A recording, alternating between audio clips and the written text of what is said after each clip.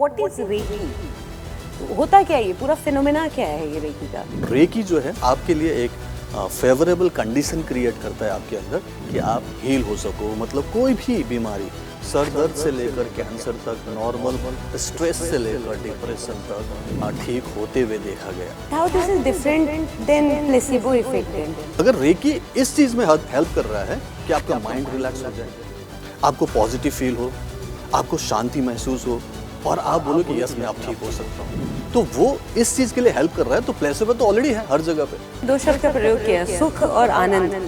दोनों में जिस तरह का भी अंतर है, क्या आप बताना चाहेंगे थोड़ा सा? खुश होना आपका अधिकार है एंड उसी के लिए इस धरती पे आए और इसीलिए बार बार जन्म लेते हैं। अपने अलावा कोई और भी होते हैं जिनको हम पॉजिटिव चीज दे सकते हैं। वो देने लायक जिस दिन बनेंगे उसी दिन आपका इस धरती से कनेक्शन कटेगा, नहीं तो बार बार आपको यहाँ आना पड़ेगा। Welcome to Sochcast sir.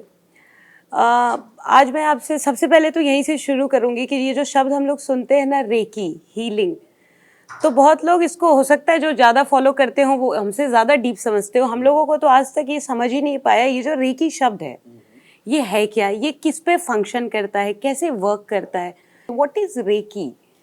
होता क्या है ये पूरा फिनोमेना क्या है ये रेकी का? रेकी एक एनर्जी हीलिंग सिस्टम है, ठीक है। इसमें कोई दवाई नहीं होता, कोई मेडिसिन अलग से नहीं है, कोई इंस्ट्रूमेंट नहीं है, कोई पत्थर नहीं है, कोई राज, कुछ भी नहीं। इसमें सिर्फ और सिर्फ हमारा खुद का माइंड, हमारा खुद का इंटेंशन एंड हमारे हाथों से निकलने वाली वो एक एनर्जी होती है। वो काइंड ऑफ एक इलेक्ट्रिकल पल्स होता है, काइंड ऑफ इलेक्ट्रोमैग्नेटिक फील्ड होता है जो हील कर सकता है। और वो अभी भी करता है। वो भले आपको नहीं पता, कॉन्शियसली आपको नहीं पता कि ये है और आपने कभी सुना नहीं, राइट, लेकिन आपने कई बार हीलिंग किया हुआ है। हीलिंग हमारा एक नेचुरल प्रोसेस है। हम ऑल द टाइम हील होते हैं। हमें जरूरी नहीं कि हम मेडिसिन लेंगे तभी हील होंगे या तभी ठीक होंगे। बीमारी अपने आप ही ठीक होने के लिए हमारे सिस्टम में ऐसा ईश्वर ने, गॉड ने बनाया हुआ है कि वो अपने आप ही सेल्फ हील कर सकता है। हम रोज जब दिन भर की थकावट के बाद रात को सोने जाते हैं और सो जाते हैं, सुबह हम एकदम फ्रेश होके उठते हैं। रात को बहुत दर्द भी था, परेशान भी थे, थके भी थे, लेकिन रात भर में जो हुआ वो अंदर सेल्फ हीलिंग हुई, क्योंकि रात भर में आपने एक्टिविटीज करना बंद कर दिया, राइट। आंख बंद हो गई, आपके हाथ पैर बंद हो गए, आप आराम से सो गए, टोटली रिलैक्स थे। तब आपके अंदर एक हीलिंग सिस्टम एक्टिवेट होता है और वो काम करता है, तो उसको हीलिंग बोलते हैं, जो काम कर रहा है। और रेकी क्या करता है? रेकी एक एनर्जी है, ठीक है, एक पावर है आपके अंदर है, लेकिन वो अभी डोरमेंट है, मतलब सुप्त अवस्था में उसे एक्टिवेट किया जाता है। लेकिन नॉर्मली अगर आप हीलिंग की बात करें, जिसको हम टच हीलिंग बोलते हैं या फिर स्पर्श चिकित्सा बोलते हैं, उसमें आप अपनी प्राण शक्ति, आप समझते हैं ना, प्राण शक्ति होती है हम जिससे हम प्राण ऊर्जा होती है शरीर में, बिल्कुल, हम उसी से ही हम जिंदा है, राइट। ये जो प्राण शक्ति है वो आप अपने हाथ से फ्लो कर सकते हो विथ इंटेंशन। जब आप इंटेंशन करोगे तो आपके हाथों से फ्लो होगा। जब आपकी इमरजेंसी होगी कोई, तो अपने आप ही फ्लो करेगा, क्योंकि हाथ से आप किसी चीज को ठीक कर सकते हो। ऐसी व्यवस्था ऊपर वाले ने बना रखी है जिससे हम सेल्फ हील हो। और रेकी जो है वो उस चीज को फास्टर कर देता है और आपके लिए एक फेवरेबल कंडीशन क्रिएट करता है आपके अंदर कि आप हील हो सको। मतलब कोई भी बीमारी, सर दर्द से लेकर कैंसर तक, नॉर्मल स्ट्रेस से लेकर डिप्रेशन तक ठीक होते हुए देखा गया। तो बट ये कंप्लीट क्योर है कि बस थेरेपी है जो सप्लीमेंट करता है? बिल्कुल, वो भी बताएंगे, राइट।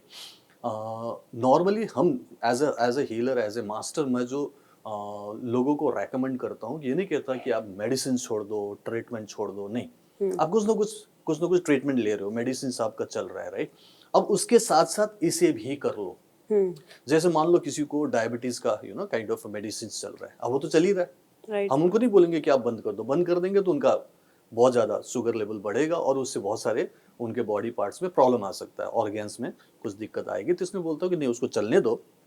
साथ में ये जो हीलिंग है जो आप अपने ही हाथों से कर रहे हो, उसको हम अपने पेट में रखेंगे। पेट में यहाँ मणिपुरा चक्र होता है। मणिपुर, ये तो चक्र तो कुछ सुना होगा आपने, राइट। मणिपुर चक्र है और मणिपुर चक्र हमारे पूरे डाइजेस्टिव सिस्टम से कनेक्टेड है। अब यहाँ पे सारे अलग अलग ऑर्गन्स हैं। यहाँ पे लिवर है, गॉल ब्लैडर है, स्प्लीन है। मैं स्मॉल इंटेस्टाइन की बात करूंगा तो वहाँ पे एक पैनक्रियास नाम का एक छोटा सा अंग भी है। अब ब्लड शुगर लेवल बढ़ना, पैनक्रियास के काम ना करना, ये दोनों एक दूसरे के साथ है, राइट। तो काम नहीं कर रहा है, इनएक्टिव है, इसीलिए ब्लड शुगर लेवल बढ़ रहा है। अब जो मेडिसिन में काम हो रहा है वो शुगर लेवल का जो सिम्टम है कि बढ़ गया है उसे कम कर रहे हैं या तो उसे मेंटेन कर रहे हैं। But right. खराब क्या है जो आप भी जानते हो, पैनक्रियाज। Pancreas. बच्चे को पूछो बता देगा, आजकल तो कहीं से भी चैट जीपीटी से बता देगा क्या खराब है, पैनक्रियाज। लेकिन पैनक्रियाज ठीक नहीं हो रहा है, शायद सालों सालों की मेडिसिन से नहीं हुआ, अब किसी वजह से नहीं हुआ, आई डोंट नो। लेकिन अब हम पॉजिटिव वे में सोचें कि भाई ये जो पैनक्रियाज है जो कि फैक्ट्री है, अगर वो वापस चलना शुरू हो तो फिर मेडिसिन और उसके जरूरत ही पड़ेगी ना, जो भी ट्रीटमेंट उसकी जरूरत नहीं पड़ेगी।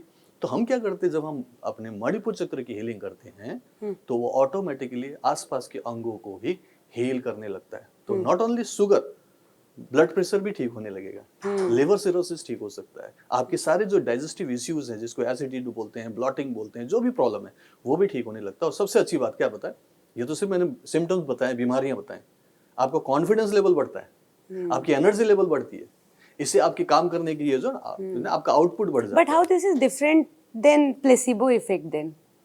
देखो प्लेसिबो इफेक्ट क्या आपको पता है, वैसे प्लेसिबो क्या होता है, क्या तो बताइए आप। Placebo effect is something like कि मैं अपने अंदर एक फेथ रखूं कि whatever is right now happening, ठीक है ये सही हो रहा है। अगर मान लो मेरे को यहाँ चोट लग गई है तो पहले तो मैं इस फेथ में रहूं, it's healing, I am healing, I am healing, है ना। तो फेथ रखना जरूरी है कि नहीं, ये फेथ बताओ। रखना बिल्कुल जरूरी है। अगर आपको बुखार है और आप अगर मेडिसिन ले रहे हो तो फेथ रखना जरूरी है ना कि मेडिसिन लूंगी मैं तो मैं तो ठीक काम होऊंगा। करेगा। हाँ, तो डॉक्टर्स और साइंटिस्ट भी मानते हैं कि प्लेसिबो एक्चुअली एग्जिस्ट वर्क करता है। हाँ, yes. एक्चुअली काम करता है।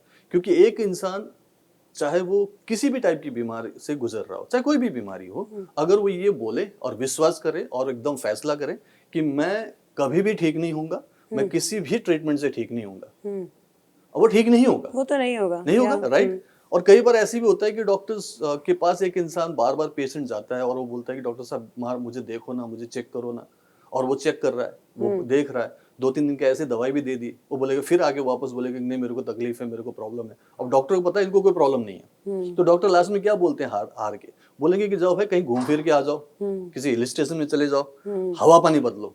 सुना है ये वाला? हाँ है, नहीं अब तो ये मैंने तो हवा देखा पानी- एसिडिटी की गोली देके भेज देते हैं हाँ, लास्ट just- में कि नहीं, उनको कुछ समझ में कुछ नहीं खा आता लो, तो हाँ। वो विटामिन की गोली दे देते हैं जो कि yes, हार्मलेस है, 2-4 दिन खाओगे कोई फर्क नहीं, थोड़ा सा एनर्जी बढ़ेगा, Right. घूम फिर गया, वो बेचारा शिमला चला गया, मनाली चला गया, और 3-4 दिन हफ्ते दिन के बाद आया, डॉक्टर साहब अच्छा लग रहा है, हुआ क्या?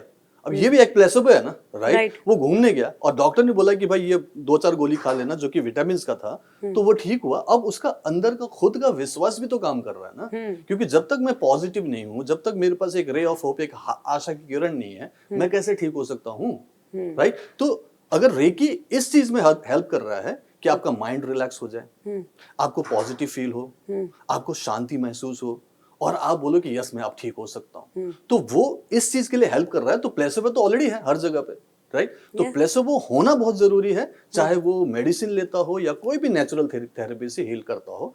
Recce is one of those natural healing system जिसको आप ऑल्टरनेटिव थेरेपी कह सकते हो। प्रॉब्लम ये सारी बातें मुझे पता तो है, बट इसका कोई प्रूफ ऐसा नहीं है। I have seen a lot of people जिनका मैनिफेस्टेशन उनके दिमाग में सारा टाइम जो चल रहा है वो कभी मैनिफेस्ट हो ही नहीं रहा है। तो सबसे पहले तो जब हम रेकी हीलिंग करते हैं, okay, so when we start healing ourselves, तो we actually heal our chakras.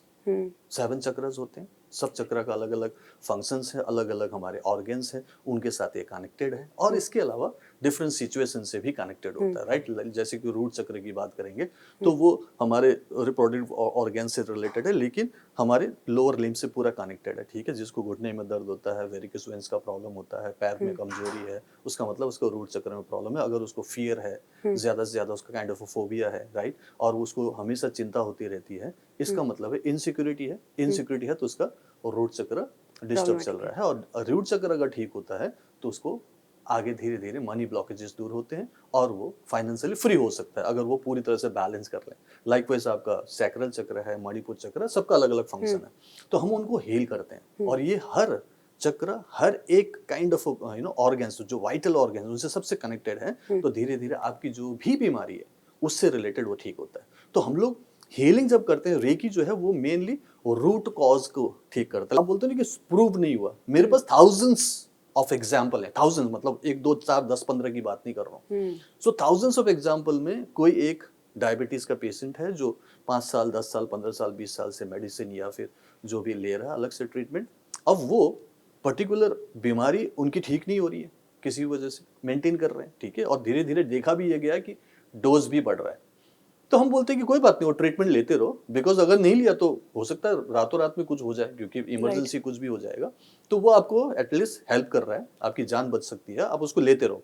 लेकिन अगर आपको जिंदगी भर दवाई नहीं खानी, मेरे ख्याल से किसी को नहीं खानी है, राइट, तो अगर आपको जिंदगी भर दवाई नहीं खानी है तो अपने अंदर का जो नेचुरल हीलिंग सिस्टम है उस पर भरोसा करो और उस पर काम करना शुरू करो, क्योंकि वो आपको पूरी तरह से हील करने के लिए ऑलरेडी कैपेबल है। मान लो कि एक किसी का एक फ्रैक्चर हो गया, हड्डी की बात करूंगा, हड्डी अगर फ्रैक्चर हो गया हाथ का पैर का, तो नॉर्मली अगर उसका कुछ चोट लग गई तो मान लो ऐसे डिसलोकेट हो गया, तो डॉक्टर के पास गए कराते हुए रोते हुए, तो डॉक्टर क्या बोलेंगे, ओके हम पहले एक्सरे करेंगे, एक्सरे में पता चला ऐसे डिसलोकेट हुआ, वो बोलेंगे ठीक है हम इसे सीधा कर देंगे, कर दिया उन्होंने सीधा, ऐसा जोड़ दिया, बट जुड़ा नहीं है, अब जो टूटा है ना वो, तो उसके ऊपर और क्या कर सकते हैं वो, उन्होंने क्या करना था, प्लास्टर ऑफ पेरिस ऊपर से लगा दिया, बोले कि 2-3 महीने के बाद आप वापस आना, इसको ऐसे ही रखना, वैसे भी हिला नहीं सकता तो पक्का हो गया, जब आओगे फिर से एक्सरे करेंगे, हम चेक करेंगे। उन्होंने फिर से चेक किया, एक्सरे किया, तो इस बार देखा कि ये पूरा जुड़ा हुआ है, बीच में कोई कट नहीं है, जुड़ा एकदम, तो उन्होंने क्या बोला, आपकी हड्डी बोन जो है हील हो गया। तो हील वर्ड यूज कर रहे हैं वो, कब यूज कर रहे हैं, जो एंड रिजल्ट है कि ये हो गया, खांसी खत्म हो गई, पेट का दर्द ठीक हो गया, आपका पेन खत्म हो गया, राइट, आपका घाव सूख गया, उसको बोलते हैं हील होना। और इस केस में अगर आप ध्यान दो, कौन सा मेडिसिन लगाया, कौन सा इंजेक्शन लगाया था, कुछ लगा इसमें नहीं, तो हील कैसे हुआ, कुछ करते हुए, हाँ घर में आप कुछ कर रहे हो, मान लो सब्जी काट रहे हो जस्ट फॉर एग्जांपल, और आपका यहाँ कट लग गया, चाकू से कट लग गया, क्या सबसे पहले क्या निकलेगा, खून निकलेगा, क्या खून निकलते निकलते आपके खत्म हो जाओगे, नहीं ना, थोड़ी देर के बाद बंद हो जाएगा, उसको बोलते हैं क्लॉटिंग, नेचुरल सिस्टम है, वो क्लॉट हो जाएगा। इसमें भी मत छेड़ो, कोई आपके बैंडेज भी मत लगाओ, उसको ऐसे सूखने दो, कुछ दिनों के बाद ये पूरा सूख जाएगा, आपको वहां पर एक ब्राउन कलर का एक परत, एक अलग लेयर दिखाई देगा, दो स्किन के बीच में हल्का सा ब्राउन, और उसको भी मत छेड़ो या धीरे से निकाल भी दोगे तो नीचे एक व्हाइट कलर का स्किन होता है। किस चीज से आया वो, राइट, मेडिसिन से आया, क्या कोई इंजेक्शन से आया, self healing, body healing, body अपने आप ही हील करने के लिए कैपेबल है, जब तक हम उसे इंटरवीन करके कुछ अलग से लगाकर एक्स्ट्रा कोशिश नहीं करते, तब तक वो अपने आप हील कर सकता है। अब बहुत बड़ी एग्जांपल दूंगा तो मैं सिर्फ कोविड की एक बात एग्जांपल दूंगा, सारे लोग बीमार पड़ रहे थे, फर्स्ट वेव आया, किसी को पता चला क्या हो रहा है, डॉक्टर्स भी जो कर रहे थे वो सिम्टम्स देख के कर रहे थे, खांसी है, यहाँ दर्द है, ये बॉडी में पेन है, बुखार है, सिर्फ सिम्टम्स देख रहे थे, क्या खास जो अंदर बैठा हुआ शैतान था उसको ठीक कर पा रहे थे, उसको निकाल पा रहे थे, नहीं हो रहा था, राइट, वो निकाल ही नहीं सकते, अभी भी यहाँ पर है, अभी भी नहीं गया, लेकिन हम अब इम्यून हो चुके हैं। उस समय थोड़ी सी इम्यूनिटी की प्रॉब्लम हो गई क्योंकि नया था, लेकिन बॉडी ने इमीडिएटली काम करना शुरू किया, उसके ऊपर उसके अगेंस्ट में काम करना शुरू किया, क्योंकि हमारा इम्यूनिटी इसीलिए काम करता है, किसी भी चीज को देखो, फॉरेन पार्टिकल देखो, उसके साथ वो एडजस्ट करना शुरू करता है, और हमने अपनी इम्यूनिटी बनाई, first wave, second wave, third wave, हुआ कि नहीं, राइट। अब उसमें हम बचे हैं अगर, तो आप बताओ कि क्या उस समय कोई मेडिसिन था जब शुरू में था क्या कि इसी चीज के लिए मेडिसिन नहीं था, राइट, मेडिसिन भी सिम्टम्स रोकने के लिए ले रहे थे, सिर्फ उस सिम्टम्स को ट्रीट कर रहे थे, राइट, लेकिन मेन जो कल्प्रिट था उसके लिए तो कुछ भी नहीं था ना, तो वो जो चीज था वो हमने खुद डेवलप किया। अब मैं इतनी बड़ी बात कर रहा हूँ, पूरे वर्ल्ड में हाहाकार मचा हुआ था कि नहीं, राइट, और आप और हम जिंदा है ना आज, राइट, और आपको 100% पता है कि उस समय कोई ऐसा मेडिसिन था ही नहीं जिससे हमें जिंदा किया, but as a practitioner, as a healer and as a holistic coach, मैं अपनी जिम्मेदारी के साथ बात करता हूँ, तो मैंने कोई भी ऐसा ना टेस्ट कराया, ना मैंने कोई ऐसा कुछ लगाया, मैंने बोला कि मैं खुद हील होऊंगा। मेरा 75 ईयर्स की मॉम को भी मैंने कोई भी ऐसा चीज़ नहीं करवाया, मेरी वाइफ, मेरे 2 बच्चे, हमने घर में कुछ भी यूज़ नहीं किया, हम सेल्फ हील हुए, हमने विश्वास किया कि हम ठीक हो सकते हैं। हाँ, थोड़ा सा रेस्ट्रिक्शन रखा, थोड़ा सा हमने कुछ natural kind of naturopathy use की, कुछ जूसेस लिए, कुछ काइंड ऑफ कोकोनट वाटर लिया, थोड़ा सा हमने फास्टिंग किया, सो दैट हम हमारे अंदर के सिस्टम को एक काइंड ऑफ शक्ति दे सके, सप्लीमेंट दे सके। और लास्ट में गवर्नमेंट को भी मजबूर होकर बोलना पड़ा कि पॉजिटिव रहो, इम्यूनिटी बढ़ाओ, राइट, बोला कि नहीं बोला, बिल्कुल। आयुष ब्रिटेन में तो वो हर्ड इम्यूनिटी वाला पूरा नाटक चलाया है अपने वहां पे, समझ रहे हो ना, तो ये नेचुरल चीज तो हमारे अंदर है ही, इससे हम हर बीमारी को ठीक कर सकते हैं। मैं सिर्फ पास्ट की बात करूंगा तो सर दर्द से लेकर कैंसर और स्ट्रेस से लेकर डिप्रेशन, बीच में आप 50,000 बीमारियों का टर्मिनोलॉजी जो भी आपको इंटरनेट मिलता है लिख लो, कोई फर्क नहीं पड़ता।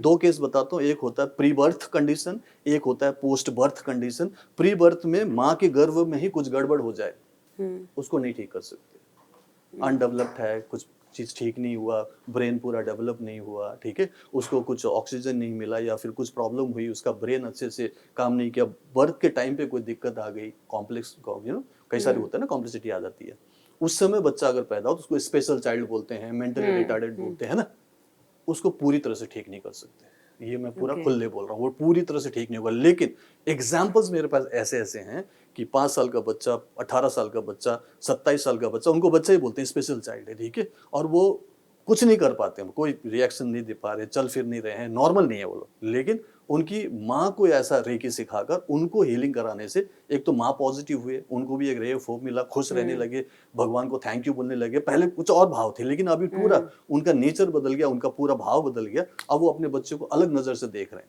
भगवान का गिफ्ट मान रहे हैं और बच्चे की हेल्प कर रहे हैं, और बच्चे में चेंज होते हुए देखा विद इन 3 मंथ्स। एग्जाम्पल है मेरे पास, खुद वीडियो में आकर फोटो बिफोर आफ्टर दोनों दिखाया। मतलब प्री बर्थ में भी हेल्प हो सकता है, लेकिन नॉर्मल नहीं हो पा सकता। लेकिन जब हम पोस्ट बर्थ की बात करते हैं, जन्म लेने के बाद, जो डॉक्टर ने बोला, नर्स ने बोला, बधाई हो आपके यहाँ हेल्दी बच्चा पैदा हुआ, ऐसा बोला कभी न कभी हुआ होगा। अब वो कालांतर में आगे बढ़ने के बाद इस धरती पर, इस जिंदगी में कोई भी तरीके की बीमारी लेता है, वो ठीक कर सकता है। लेकिन उसके लिए वो फेवरेबल कंडीशन आपको अंदर देना पड़ेगा। उसके लिए सबसे पहले आपका थॉट्स पॉजिटिव होना पड़ेगा, आपके अंदर वो पॉजिटिव फीलिंग्स होनी चाहिए अपने प्रति, अपने भाव, बॉडी के प्रति कि मैं ठीक होना चाहता हूँ, मेरा बॉडी ठीक होना चाहिए। इसलिए हम लोगों को क्या करना चाहिए, जो कि मैं सिखाता हूँ, कि हमें बॉडी को टेम्पल मानना चाहिए। टेम्पल समझते हो, अपने मंदिर ही मान लो, क्योंकि आपको लगता है कि आप जूही हो, लेकिन आप जूही नहीं हो, इस बॉडी का नाम जूही है। समझ रहे ना? मैं पूरन नहीं हूँ, मैं तो एक आत्मा हूं ना, ये मेरा बॉडी है जिसका नाम पूरन है। तो ये मैं रियलाइजेशन कराता हूँ, कोई बाबा की तरह नहीं, साइंटिफिकली बताता हूँ। I am energy, you are energy, that is supreme energy. So आप आत्मा, मैं आत्मा, ऊपर क्या हुआ? परमात्मा। हमें वो एकदम नेचुरल कनेक्शन बनाना है। खुश होना आपका अधिकार है, एंड उसी के लिए इस धरती पे आए, और इसीलिए बार बार जन्म लेते हैं। जब तक ये खुश नहीं हो जाएंगे, जब तक वो शांति को नहीं पाएंगे, जब तक वो समृद्धि को नहीं पाएंगे, जब तक आप वो पर्टिकुलर आनंदमय स्थिति में नहीं आएंगे, और इससे दूसरों का भी, दूसरों को समझते हैं, मतलब अपने अलावा कोई और भी होते हैं जिनको हम पॉजिटिव चीज दे सकते हैं, खुशी दे सकते हैं, आत्मविश्वास दे सकते हैं, एनर्जी दे सकते हैं। जब वो देने लायक जिस दिन बनेंगे, उसी दिन आपका इस धरती से कनेक्शन कटेगा, नहीं तो बार बार आपको यहाँ आना पड़ेगा। अभी आपने 2 शब्द का प्रयोग किया, सुख और आनंद। जी, दोनों में जिस तरह का भी अंतर है, क्या आप बताना चाहेंगे थोड़ा सा, या दोनों सच में एक ही शब्द है, सुख? नहीं, सुख देखो, और सुख किसी चीज से आपको आता है। जैसे आपको अपनी फैमिली में है, ठीक है, आपको धन का भी सुख हो सकता है, आपको कार का सुख हो सकता है। वो आजकल होता नहीं है, आप एक कार में आते हो तो बड़ी कार ही देखते हो, आप छोटे घर में भी आते हो 3 BHK में तो आप बंगला देखने लगते हो, तो वो नहीं मिल रहा है। तो रिलेशनशिप में भी ऐसे ही है, ठीक है, लगता है कि चलो माँ बाप है तो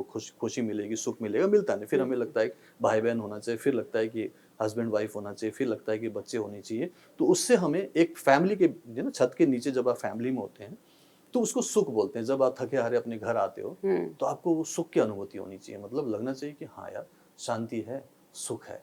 आपके हस्बैंड है तो हस्बैंड, जस्ट फॉर एग्जांपल इंद्रियां तृप्त होनी चाहिए, मतलब ऐसा कुछ कह सकते हैं आसान भाषा में, है ना? इंद्रियां तृप्त आपको सुखी महसूस होना चाहिए कि मैं सुखी हूँ, कोई ज्यादा ऐसा प्रॉब्लम और चिंता नहीं। आनंदमय स्थिति तो टोटली अलग है कि मैं आत्मा हूँ, ऊपर वाला परमात्मा है, ये अलग ही स्पिरिचुअल काइंड ऑफ एक बोध है, एक ना सेल्फ रियलाइजेशन। आनंद में मतलब ठहाके मार के हंसने वाली बात नहीं कर रहा हूँ, वो फुहड़पन की बात नहीं कर रहा हूँ। आनंद में मतलब आपको वो बहुत ज्यादा हंसते हुए भी नहीं दिखेंगे, हल्की सी एक मुस्कुराहट यहाँ पर, और आपको लगे कि क्या शांति है, क्या खुश है, कितनी अच्छी बात है, जो संतों में शायद दिखता हो आपको, कभी देखा कभी हाँ। तो वो आनंदमय स्थिति आपको अचीव होना चाहिए, एंड यू डिजर्व दैट। लेकिन इसमें सबसे बड़ा आपको क्या करना पड़ेगा, ये जो प्रोसेस है इसको उल्टा करना पड़ेगा।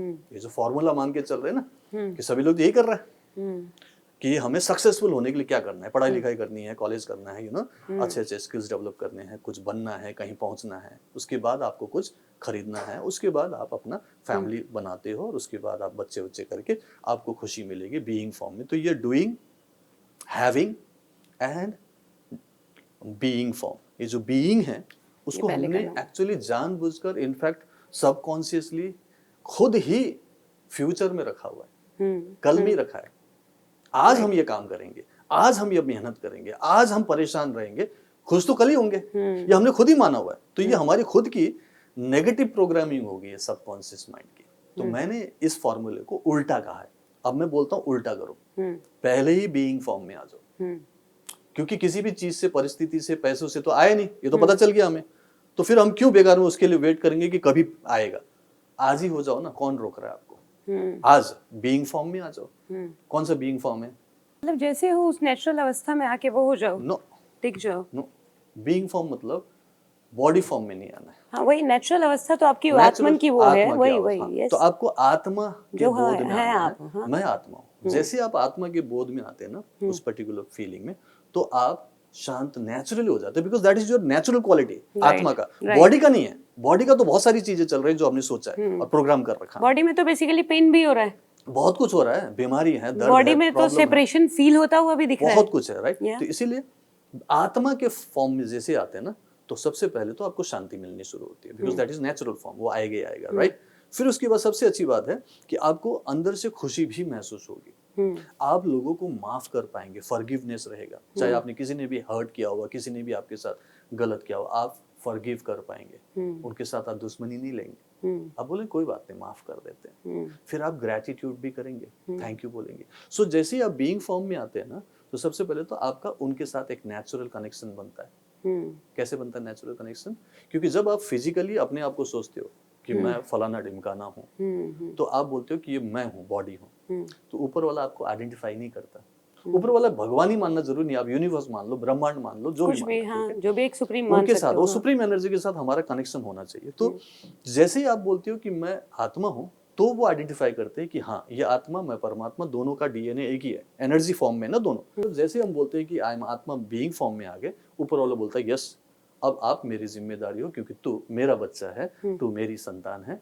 एक पेरेंट्स अपने बच्चे को, आपको तो पता ही है कि वो हर तरीके से कोशिश करते हैं कि बच्चे को कोई प्रॉब्लम ना हो। तो ये भाव बता रहा हूँ मैं आपको कि जिंदगी में वो आनंद में स्थिति कैसी पानी है। उसके लिए कोई पूजा पाठ करके हिमालय में जाकर तपस्या नहीं करनी है, घर बार नहीं छोड़ना है आपको।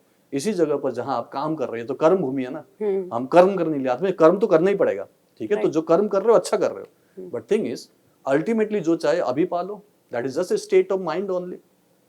हैप्पीनेस ही तो चाहिए ना, that's just a state of mind, किसी चीज से कनेक्टेड ही नहीं होता, आपको ही पता है। तो फिर हम अभी क्यों नहीं खुश हो सकते?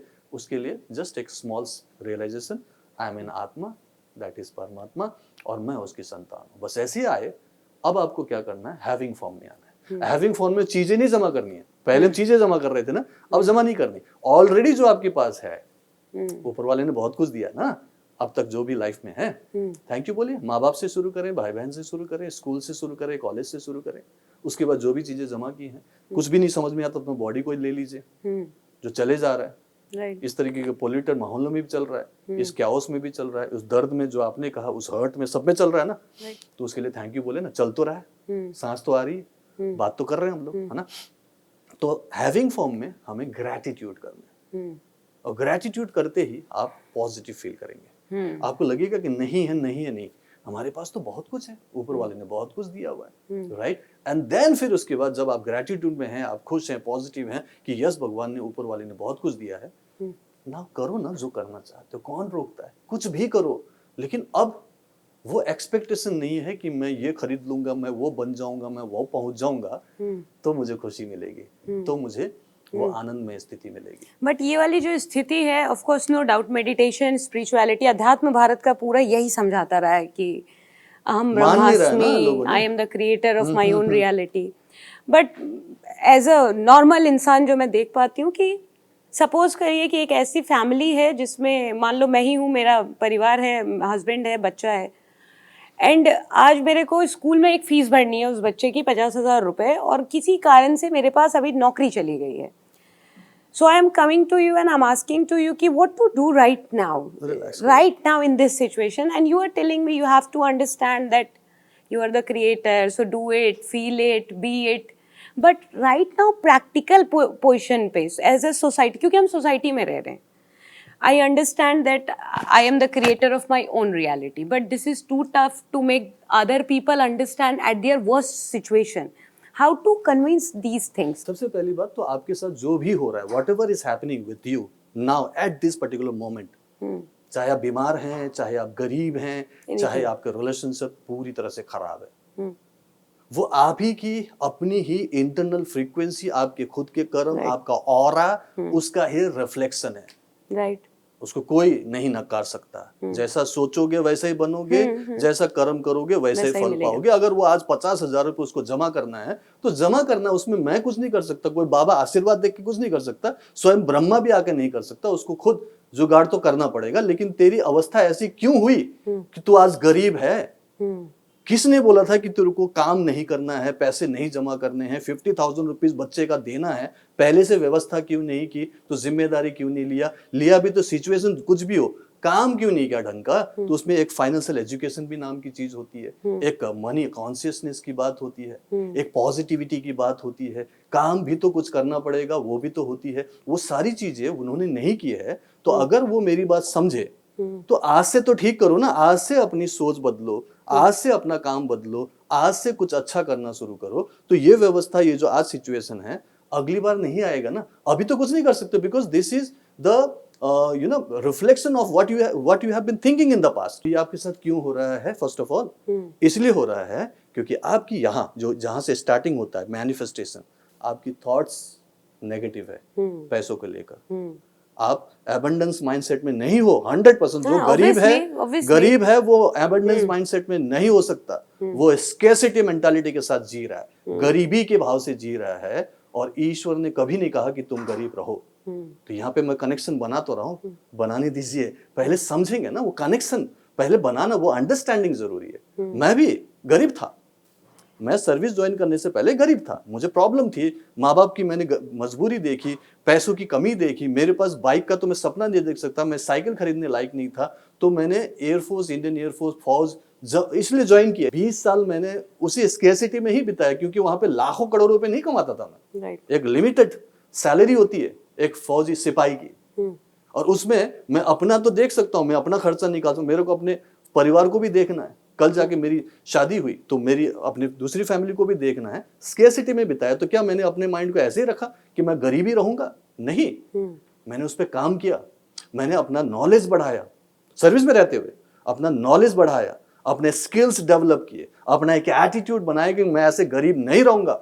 ईश्वर ने मुझे चुना है, ईश्वर चाहते कि मैं खुश रहूं, ईश्वर चाहते कि मैं अबंडेंस बनूं। उसके लिए मुझे उनके विचारों को लेकर चलना, वो जो बोलते हैं कि आपको ऐसा करना है वो करना है, वो नहीं जो मैं करता हूं। So that time you must be thinking कि अबंडेंस आ जाएगा तो मैं खुश हो जाऊंगा। नहीं, खुशी की बात ही नहीं है। मैं खुश तभी हो चुका था, मैंने बोला ना, जैसे ही मैंने रेकी पकड़ी 2000 में, ईयर 2000 में मैंने रेकी सीखना और प्रैक्टिस करना शुरू किया, तो मैं खुश पहले वाले खुश माहौल। हुए, पहले खुश हुए। उससे पहले का कहानी सुननी है आपको। उससे पहले डिप्रेशन में था, क्योंकि जब मैंने फौज ज्वाइन किया था तो उस समय किसी वजह से नेगेटिविटी ज्यादा आ गई और मैं डिप्रेशन में जाने लगा था। मैं 98 99 की बात कर रहा हूँ। और उस समय कारगिल की लड़ाई भी हुई। उसके बाद जब कारगिल से वापस आए, जीत के आए, लेकिन मैं अंदर से और हार गया और मैं और ज्यादा सीवियर डिप्रेशन में था। उससे निकलने के लिए मैंने 2000 में रेकी सीखी और उससे हीलिंग करना शुरू किया, सेल्फ हीलिंग। और वो सेल्फ हीलिंग से ही मुझे वो सेल्फ रियलाइजेशन होने लगा। एक दिन में नहीं होता, it's a process, it's a process. But 2 to 3 months मैं शांत हो चुका था, पॉजिटिव हो चुका था, डिप्रेशन निकल चुका था। और मुझे लगा कि नहीं, मैं सिर्फ ये नौकरी करने के लिए, 2 जून की रोटी खाने के लिए, सिर्फ परिवार को पालने के लिए पैदा नहीं हुआ हूँ। एक डिवाइन पर्पस समझ में आने लगा। ये तभी होगा जब आप उस काइंड ऑफ उस कॉन्शियसनेस में, वो डिवाइन कॉन्शियसनेस में होंगे। और वो मैं तब अचीव किया जब मैंने खुद अपने ऊपर काम किया। समझ रहे हो ना? आपको अपने ऊपर काम करना पड़ेगा ना। आपको थोड़ा सा एक काइंड ऑफ सबैटिकल लेना पड़ेगा, आपको एक पॉज लेना पड़ेगा। और चूंकि मैं डिप्रेशन में था, मेरे पास और दूसरा कोई चारा तो था नहीं, लेकिन एक काम मैं कर सकता था जो जरूरी है अमीर बनने के लिए, आगे बढ़ने के लिए, वो है कि मैं अपना नॉलेज बढ़ाऊं। लिमिटेड ना हो। मैं क्लास 12 पास करके गया था, तो लिमिटेड नॉलेज है, क्या है? कुछ भी नहीं है। अब मैं एक्स्ट्रा चीजें पढ़नी, जैसे रेकी है, लॉ ऑफ अट्रैक्शन है, लॉ ऑफ मैनिफेस्टेशन है, कई सारे ऑल्टरनेटिव थेरेपीज हैं, जैसे मैं होपोनोपोनो की बात करता हूँ, मैं इमोशनल फ्रीडम टेक्निक की बात करता हूँ, बहुत सारे और भी कई सारे टेक्निक पर मैंने पूरी मास्टरी की। मैंने इसमें BAMS किया, मैंने MD किया, ये सारी चीजें मैंने स्टडीज किया, राइट, पढ़ाई किया। और उस पर मैंने काम किया विश्वास से कि ये न केवल मेरी लाइफ को ठीक करेगा, बल्कि मैं इससे कल जाकर सैकड़ों हजारों लोगों की मदद करूंगा। और आपकी नॉलेज के लिए बता दूं, सिर्फ 10 साल हुए सर्विस छोड़े हुए और मैं लाखों लोगों की मदद कर चुका हूं। 3 लाख तो मेरे स्टूडेंट्स हैं ऑल ओवर द वर्ल्ड, जिनको मैंने ये सिखाया कि नेचुरली अपने ही हाथों से, माइंड पावर से आप अपनी कोई भी प्रॉब्लम, बीमारी, किसी भी टाइप की तकलीफ को ठीक करने लायक हो। इसीलिए आप अपने आप को चेंज करो। इसीलिए उन्होंने बोला कि कर्म करो। यहाँ पे कर्म करने के लिए आते हैं ना। कर्म कैसे करते हैं? मनसा वाचा कर्मणा, पता है आपको? मनसा मतलब मैं क्या सोचते हैं। क्या सोच रहा हूं और मैं क्या फील कर रहा हूं। ये दो बातें एकदम फर्स्ट बेसिक है। यहां से ही आपकी हीलिंग भी होती है, यहीं से शुरू, और यहीं से आपकी मैनिफेस्टेशन शुरू होती है। Manifestation, what ever manifesting in your life, good और बैड। जो ऑलरेडी दुखी है, जो गरीब की बात कर रहे हैं, वो ऑलरेडी मैनिफेस्टर है, पता है आपको? उसने खुद मैनिफेस्ट किया वो गरीबी, माइंड में है और हमेशा कोसता रहता है पैसे को। पैसा जब भी खर्च होता है तो उनके मन से, अंदर से आवाज आती है कि ओह मेरा पैसा तो खत्म हो गया, मेरा पैसा तो खत्म हो गया, ओह ये तो जल्दी खत्म हो जाएगा। आपका माइंड ऐसा है। उस माइंड को अगर आपने रीप्रोग्राम करना नहीं शुरू किया तो गरीबी बनी रहेगी ना। आप चाहे तो उसको 50,000 के 1 लाख रुपए दे दो, कुछ नहीं होने वाला। उसी तरह मैं अमिताभ बच्चन की बात करता हूँ, राइट, जिन्होंने केबीसी करा के लोगों को करोड़पति बनाया, लेकिन उनकी खुद की एबीसीएल कंपनी जो था, जो टोटली खत्म हो गया, बैंकरप्ट हुआ, 90 करोड़ का उनके ऊपर कर्जा था। तो उन्होंने ये थोड़ी सोचा कि मैं तो गरीब हो गया, चलो एक टैक्सी लेकर टैक्सी चला लेता हूँ, चलो मैं एक ठेला लगा लेता हूँ। बोला क्या उन्होंने? सोचा नहीं। उन्होंने देखा कि मैं जो बेस्ट कर सकता हूँ वही करूंगा। उन्होंने पहले भी अच्छी एक्टिंग की थी, मैं बोला कि फिर से एक्टिंग करते हैं, क्या दिक्कत है। फिर उन्होंने वो मोहब्बतें मिली, वहां से उन्होंने शुरू किया, एंड केबीसी के बाद तो उनकी लाइफ चेंज हुई।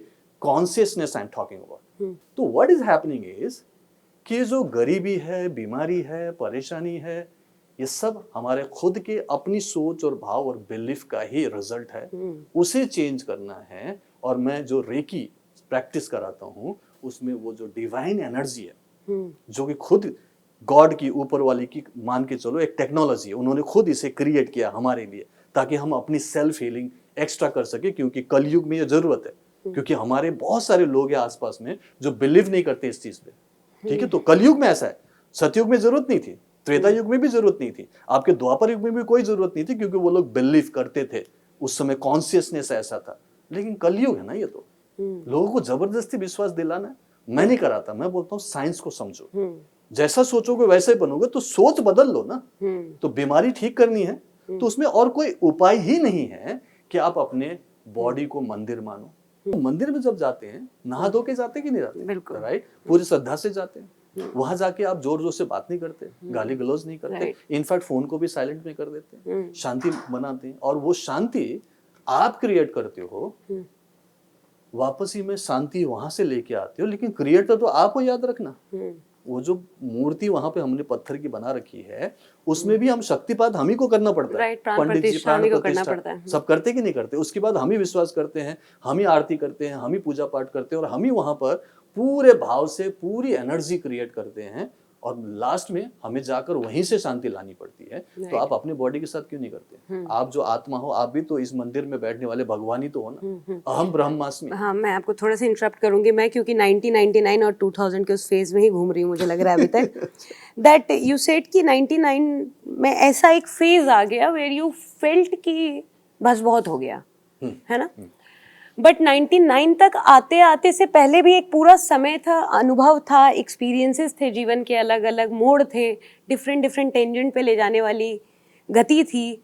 ये सब चीजें अनुभव किया, इसीलिए एक ऐसा फेज आया where you said no, that happened. Frequency देखो, जब तक आपकी फ्रीक्वेंसी मैच नहीं करती ना, आपके साथ कोई गलत भी नहीं होता, याद रखना। ये गलत जो डिप्रेशन हुआ, वो डिप्रेशन उस समय मुझे लगा कि बुरा फेज है और गलत हुआ मेरे साथ, लेकिन वो डिप्रेशन आना भी मेरे लाइफ के इस इवोल्यूशन में, इस जन्म में मुझे आगे बढ़कर होलिस्टिक कोच, वो भी इंटरनेशनल होलिस्टिक कोच बनकर पूरी दुनिया में सिखाने लायक बनने के लिए वो डिप्रेशन मेरे लिए बहुत जरूरी था। वो उन्होंने जानबूझ कर दिया कि ये पूरन को ये दो, ये झेलेगा और यहाँ से निकलेगा तो ये जाकर कल लोगों की मदद कर पाएगा। तो ऊपर वाले ने मुझे चुना। दैट मीन्स मेरा एल्गोरिदम कुछ काम कर रहा था। समझ रहे हो, मैं उस एल्गोरिदम में था। मैं आपको बताऊं कि उस समय मैं माउंट आबू नाम के एक पर्टिकुलर पहाड़ी पे था। वहां पे कुछ प्रैक्टिशनर्स मेडिटेशन करने वाले होते थे, उनके साथ में कुछ मेडिटेशन करने की कोशिश करता था। तो फ्रीक्वेंसी मेरी वहां पे बन रही थी, लेकिन फिर मेरे अपनी पर्सनल प्रोफेशनल प्रॉब्लम की वजह से मैं नेगेटिव में जाकर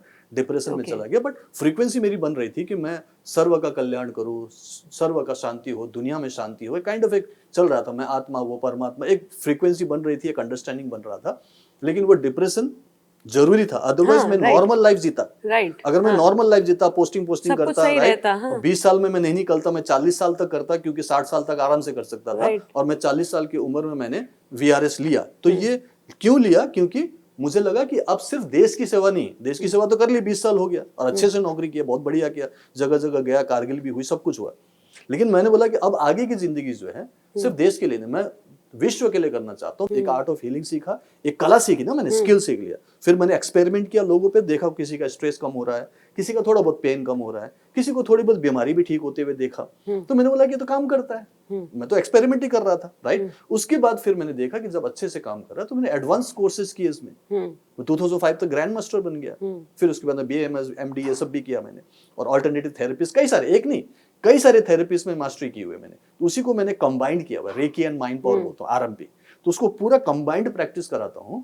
तो मेनली होता यही है, जो बोलते हैं रेकी से क्या होता है, माइंड रिलैक्स होता है, आपकी इमोशंस पॉजिटिव होते हैं, आपके चक्रास बैलेंस होते हैं ना, तो आपको एक स्टेबिलिटी मिलती है। अभी कुछ नया रिसर्च देख रही थी मैं कि न्यूरोलॉजी में से रिसर्च आए हैं कि हमारे ब्रेन्स के कुछ 30% न्यूरॉन्स हमारे पेट के पास मिले। हाँ, ये मतलब अब पता कर रहे हैं लोग, क्योंकि Yes, ये भी neurology काइंड में ऑफ ऐसा एक research सेकंड हुआ ब्रेन है। बोल सकते हो। ये हाँ, एक second फर्स्ट brain। ब्रेन है, ये सेकंड ब्रेन है। इसलिए पेट को सही रखना हमारा परम धर्म होना चाहिए, क्योंकि Right। ये ठीक नहीं है तो माइंड ठीक नहीं है, और माइंड ठीक नहीं है तो आपकी लाइफ की हर चीज नेगेटिव होता रहेगा, और आप नेगेटिव मैनिफेस्टर बन जाओगे। और सात्विक माइंड के लिए तामसिक भोजन की जरूरत नहीं थी, सात्विक फूड की जरूरत थी। अपने बॉडी को टेम्पल मानकर इसमें वही चीज डालोगे जो आपको पता है कि एक्चुअली अच्छा है, तो उससे आपका शरीर ठीक रहेगा। शरीर ठीक रहेगा तो आपको मन ठीक रहेगा, आप पॉजिटिव रहोगे। अब आपको क्लैरिटी मिलेगी, अब आपको पता होगा कि मैं जो करना चाहता हूँ, जो भी करना चाह रहा हूँ, तो वो मैं अच्छे से कर सकूं। देखो कि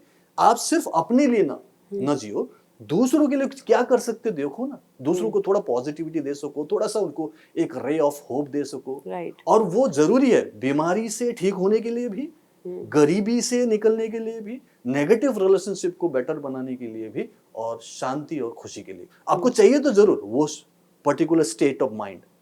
तो रेकी वही चीज में हेल्प करती है। तो प्रॉब्लम क्या है, राइट। और प्लस उसमें अंदर बहुत सारी चीजें हैं जो आपकी पूरी फिजियोलॉजी चेंज करता है, आपकी पूरी केमिकल्स चेंज कर देता है। जितने हमारे अंदर केमिकल रिएक्शंस होते हैं ना, वो चेंज कर देता है पूरा। तो आपकी टॉक्सिन्स निकलने लगते हैं, आपके ऑर्गन्स अगर किसी वजह से फेल है या खराब हो रहा है, वो उसको भी ठीक कर लेता है, बिकॉज उसका काम है उसे रिपेयर करना, उसे ठीक करने का काम उसका है। अब उसको करने तो दो, आप करने नहीं दे रहे हो, और इमीडिएटली आप मेडिसिन लेने लग जाते हो, इमीडिएटली आप ट्रीटमेंट लेने लग जाते हो। थोड़ा सा रुको, पॉज ले लो, बहुत जरूरी हो तो जाओ। आपको हार्ट अटैक आ गया, आप क्या करें, जाना पड़ेगा ना, है कि नहीं। इमीडिएटली कुछ ऐसी बात हो गई कि एक्सीडेंट हो गया फॉर एग्जांपल किसी का, अब उसको तो लेके जाना पड़ेगा, सर्जरी होनी है। तो ऐसे क्विक फिक्स में जरूरी हो कि जाना ही पड़ेगा हॉस्पिटल, इमीडिएटली ट्रीटमेंट की जरूरत है, मैं बोलता हूँ जाओ। 2-4 दिन 5 दिन की कोई दवाई खा के ठीक होते हो, मैं बोलता हूँ ले लो, जरूरी है। लेकिन महीनों महीनों सालों सालों अगर वो लग रहा है, तो एक ऑल्टरनेटिव सिस्टम को भी अपना ही लो। एक दिन हो सकता है, जो कि मैंने देखा है, कि आपको मेडिसिन लेने की शायद जरूरत ही ना पड़े। और अगर आप आज उस पर्टिकुलर प्रॉब्लम बीमारी को ठीक भी कर लेते हो, तो कोशिश ये करो कि आगे फिर बीमार पड़ो ही ना। Prevention is better than cure. तो ये वो शांति, पॉजिटिविटी और बिलीफ के लिए रेकी एनर्जी, जो कि ऊपर वाले की खुद की टेक्नोलॉजी है, आपके अंदर एक रियलाइजेशन क्रिएट करने के लिए मेरे लिए तो काम किया, मेरी फैमिली के लिए काम किया। मैं आज फाइनेंशियली फ्री हूँ, 65 कंट्रीज में सिखा रहा हूँ, इंटरनेशनल होलिस्टिक कोच हूँ, और मैं सिर्फ 10 सालों की बात करूंगा जब मैं फुल टाइम कर रहा हूँ, 2016 से लेकर 2026। तो ये इतना फास्टेस्ट वे में इसलिए हुआ क्योंकि मैं एक ही चीज में नहीं पढ़ा रहा कि मैं सिर्फ इतना ही जानता हूँ, बस इससे ज्यादा तो क्या है, क्यों जानना। ऐसा थोड़ी होता है, ऐसा थोड़ी होता है, ये ऐसा थोड़ी हो सकता है, मैंने वो नहीं बोला। मैं बोला ये भी हो सकता है, चलो करके देखते हैं, सुन लेते हैं, पढ़ लेते हैं, लोगों से मिल लेते हैं, ऐसे गुरुओं के पास जाते हैं। तो मैंने 21 डिफरेंट गुरुज के पास जाकर इसको देखा कि रेकी काम तो कर रहा है, कमोबेश किसी में इस चीज में काम कर रहा है, उसमें काम कर रहा है। इंडियंस ही थे गुरु, मैंने विदेश में भी किया हुआ है, देश विदेश दोनों मिला के। मैंने हर तरीके से सोचा कि एक ही जगह से लेकर, क्या पता वो लिमिटेड हो, राइट, क्या पता वो ऐसे बिलीफ में हो रहा हो, है ना, सुपरस्टिशन हो, ऐसे भी कुछ। मैंने बोला कि नहीं, हर चीज। मैंने बोला कि फिर विदेश भी, क्योंकि हम लोग तो वेस्टर्न कंट्रीज में ज्यादा विश्वास करते हैं, तो मैंने बोला कि विदेशी से भी कर लेते हैं, नहीं तो अधूरा रह जाएगा। तो मैंने अमेरिका से भी किया, वहां भी एक बहुत बड़े गुरु है, मास्टर है, तो उनसे भी मैंने सीखा। काइंड ऑफ बहुत जगहों से मैंने इसको किया, और तब जाकर मैंने बिलीफ, एक सिस्टम बनाया कि नहीं ये काम करता है। हमारे रेकी हीलिंग सिस्टम में हम गारंटी नहीं देते, हम बोलते कि करो, ठीक होना है क्योंकि आपकी इंटरनल फ्रीक्वेंसी चेंज होगी और आपकी पॉजिटिविटी काम करती है तो आप ठीक हो जाओगे और जल्दी ठीक हो जाओगे। मेडिसिन के साथ आपका रिकवरी फास्ट हो जाएगा। नॉर्मली क्या होता है, जब भी आपके देखो ना एक पर्टिकुलर वार्ड में एक ही टाइप की बीमारी के लिए मान लो 10 पर्टिकुलर पेशेंट्स की ट्रीटमेंट चल रहा है, तो सभी एक साथ तो ठीक नहीं होता ना, कोई जल्दी ठीक हो जाता है, कोई लेटर स्टेज में होता है, कोई बाद में होता है, बिकॉज क्योंकि उनका खुद का अपने अंदर का बिलीफ जो है उसे रोक रहा होता है। ठीक है, वो जैसे जैसे पॉजिटिव होता जाएगा और बिलीफ के साथ अरे ये ठीक होगा मैं भी ठीक हो जाऊंगा काइंड ऑफ, तब जाके उसकी रिकवरी होती है, राइट। तो यहाँ पे हम वही चीज दे रहे हैं शुरू में और आप खुद ही ले रहे हो, ऐसा नहीं कि मैं दे रहा हूँ, आप खुद लोगे, खुद करोगे, खुद प्रैक्टिसनर है आप, और आपके अंदर एक हीलर है, उसे हीलिंग करने दे दो, अलाउ तो करो, राइट, अपने आप ही करेगा। और उससे ही आपका जो ऑरा है, अब मैं ऑरा में आ रहा हूँ, मैनिफेस्टेशन, आपका जो ऑरा है वो मैग्नेट है। आपका अभी भी इनका सबका ऑरा जो है मैग्नेट है, ठीक है। आप एक जिंदा चुंबक हो, लाइव मैग्नेट, और वो मैग्नेटिज्म उसमें वो चीज है जो आप अंदर से हो, मतलब आप क्या सोचते हो, क्या बिलीव करते हो, क्या क्या आप अंदर से महसूस करते हो, महसूस करना उसका एक फ्यूल है उस पर्टिकुलर ऑरा का। और जो आप ब्रॉडकास्ट करते हो, आपका mind all the time broadcast कर रहा है, you are a broadcaster and a receiver as well, right. तो आप ब्रॉडकास्ट कर रहे हो, एवरी 16 सेकंड्स में आपके माइंड से आपके थॉट्स और इमोशन ब्रॉडकास्ट हो रहे हैं, एवरी 16 सेकंड्स। और यहाँ तो लोग घंटों घंटों नेगेटिव ही सोच रहे हैं, घंटों, पता भी नहीं चलता है कि सारा दिन नेगेटिव ही सोचते निकल गया। 90% माइंड में ही आता है क्योंकि सिचुएशन ऐसा हो गया, राइट। इसीलिए आपको खुद अलर्ट होना है। This is just realization I am talking, aware होना, अलर्ट रहना है, अवेयर होना है, एंड अलर्ट रहना पहले, अवेयर तो बाद में। अवेयर तो आपको मैंने बोल ही दिया, अवेयर हो चुके हो। आपको अलर्ट रहना है कि आप बहुत देर से क्या कर रहे हो, अपने आप को पूछो, how am I feeling about my self, about my life, about my career, about my family and about finance. क्या सोच रहे हो, हाउ एम आई फीलिंग। अगर आपका आंसर आता है फीलिंग गुड, फेयर इनफ, जो कर रहे हो करो, आप अच्छा कर रहे हो। लेकिन if your answer is I am not feeling good, I am feeling low, I am feeling very sad, I am feeling very low, जो भी आप सोच रहे हो नेगेटिव, इमीडिएटली अब वार्निंग आना चाहिए आपके अंदर, वार्निंग वार्निंग वार्निंग, जो ही please change your frequency, virus has been detected. एक एंटीवायरस आता था ना कंप्यूटर में, उसमें ये वार्निंग आता था, मैं वो पूरा याद करता हूँ। तो ऐसी वार्निंग आनी चाहिए, बिकॉज 16 सेकंड तो बहुत पहले निकल गया। ब्रॉडकास्ट कर रहे हो आप नेगेटिव फ्रीक्वेंसी, ऊपर यूनिवर्स में जा रहा है, मैं ठीक नहीं हूँ, रिलेशनशिप ऐसे ही होता है, लोग तो बीमारी होते हैं, कोई तो खुश नहीं है, आपने पूरा सिस्टम बना रखा है, तो मैं भी खुश नहीं हूँ। ऊपर जाकर उधर से वापस आ रहा है, बोलेगा ठीक है, तथास्तु तथास्तु तथास्तु, क्योंकि मैनिफोल्ड होके आता है। This is law of attraction, जो आप भेजते हो मैनिफोल्ड होके आता है।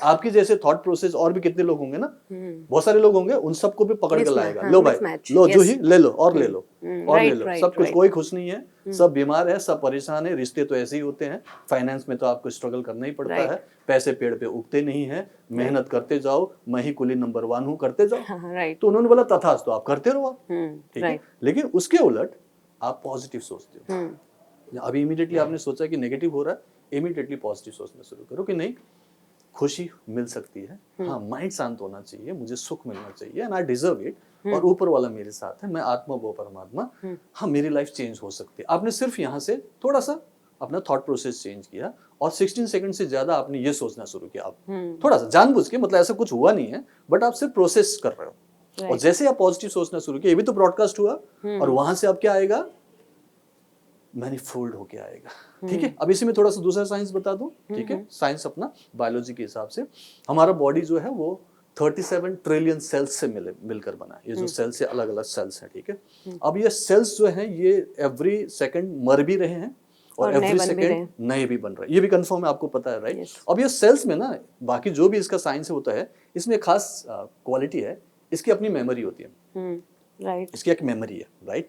मेमोरी में मैं जो रियल हूँ, मेरी जो रियलिटी है कि मैं शांत हूँ, पॉजिटिव हूँ, फॉरगिविंग हूँ, मैं ग्रैटिट्यूड से हूँ, और मैं एबंडेंस में हूँ, और मैं दूसरों को भी ये चीज़ दे सकता हूँ। मेरी हर सेल्स हर सेकंड में 1 मिलियन सेल्स पैदा हो रहे हैं आपके मेरे बॉडी में, अप्रोक्सीमेटली राइट हर एक सेकंड में 1 मिलियन सेल्स, और वो 1 मिलियन सेल्स ये बोल रहा है कि हाँ मैं खुश हूँ, पवित्र हूँ, पॉजिटिव हूँ, सबके लिए सर्व का कल्याण होना चाहिए, किसी को भी हेल्प कर सकते हैं, छू के बिना छू के। पूरे बिलीफ जो मेरा है वो उस सेल्स में ट्रांसफर होता है, वो अगले सेल को ट्रांसफर करता है, वो अगले सेल को। तो ये मेरी जो एक रियलिटी बनती चले जाती है, जो कि सालों से बन रहा है, राइट। ये तो मैं अभी देख ही रहे होंगे जब से मैं बोल रहा हूँ, राइट। तो ये आपके अंदर जस्ट एग्जाम्पल कि अगर कोई नेगेटिव है फॉर एग्जाम्पल, तो वो नेगेटिव सोच रहा है, नेगेटिव फील कर रहा है, तो आप बोल रहे हो कि मेरी लाइफ ठीक नहीं है, मैं तो खुश नहीं हूँ, हमें तो जिंदगी में संघर्ष ही करना पड़ता है। जस्ट फॉर एग्जांपल, मेरे पास तो पैसे की प्रॉब्लम है, ईएमआई भरना पड़ता है, महंगाई बढ़ती जा रही है, right.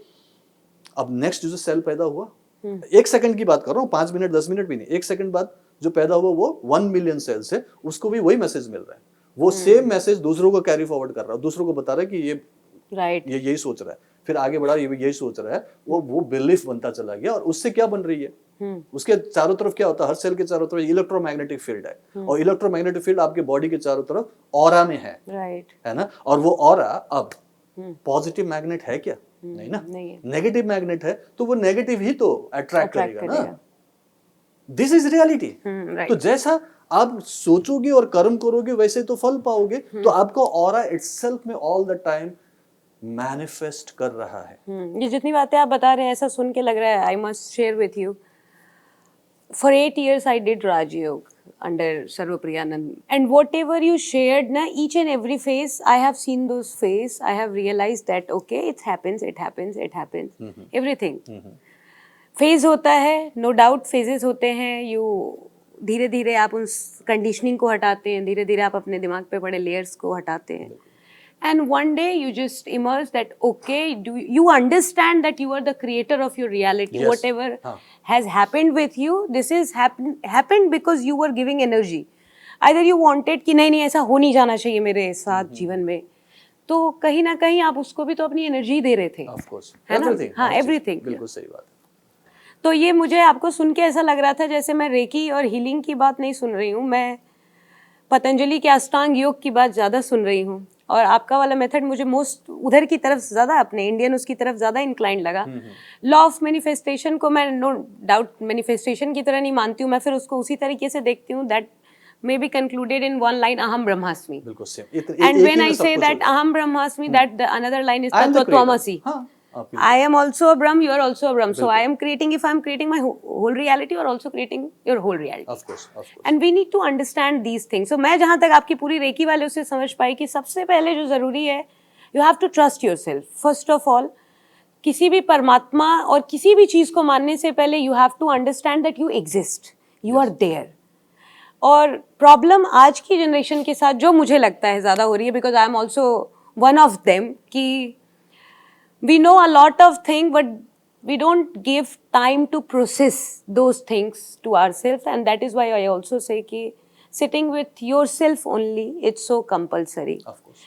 And I will really ask you कि आप भी अगर आज की generation including me, I am millennials, तो जेनजी, मिलेनियल, अल्फा, इन सबको अगर आपको उनके दिमाग को लेके जस्ट 2 लाइन में कोई एक प्रो टिप देनी हो कि बेटा start doing this from right now and your life is going to change, please conclude that. सबसे पहले तो पॉज लेना शुरू करना है। जो भी हम कर रहे हैं, जो डूइंग, हैविंग एंड बीइंग में जा रहे हैं, वो तो कभी भी खत्म नहीं होगा। Right right. कंपटीशन में जाना ही नहीं चाहिए। आज के जमाने में जो हमारे देश में मैक्सिमम मिडिल क्लास है, ठीक है, और मिडिल क्लास की एक ही मेंटालिटी, एक ही प्रॉब्लम है कि वो दूसरों को देखता है कि वो मेरे से ज्यादा क्यों बेटर है, उसकी कार मेरे से बड़ी क्यों है, उसका घर मेरे से बेटर क्यों है, और वो कंपटीशन में लगता है कि अगर गुप्ता जी के लड़के ने खरीदा है तो मुझे भी ये लेना, जस्ट फॉर एग्जांपल, राइट। तो इसीलिए वो कंपटीशन में मत लगो, क्योंकि उसका कोई कंक्लूजन ही नहीं है, कोई कंक्लूजन नहीं है, कि उसका कोई एंड नहीं है कि कहाँ तक जा सकते हो आप। राइट। उससे अच्छा है अपने आप को बेटर करो, अपनी लाइफ को शांति दो, खुश रहो, और उसके लिए कुछ भी नहीं करना। जो मुझे समझ में आया है, किसी भी सिचुएशन में जब आपको लगे कि पूरी दुनिया में हाहाकार मचा हुआ है, थोड़ा सा पॉज ले लो, कुछ भी कर रहे हो थोड़ी देर रुक जाओ, 3 लंबी गहरी सांस लो। सिंपल है, बहुत ही सिंपल है। 3 डीप ब्रीदिंग करनी है, 4 सेकंड्स में अंदर लो यहाँ तक, एंड धीरे धीरे पकड़ के 8 सेकंड्स में बाहर निकालो। जल्दी मत करो, फुस करके निकालना है।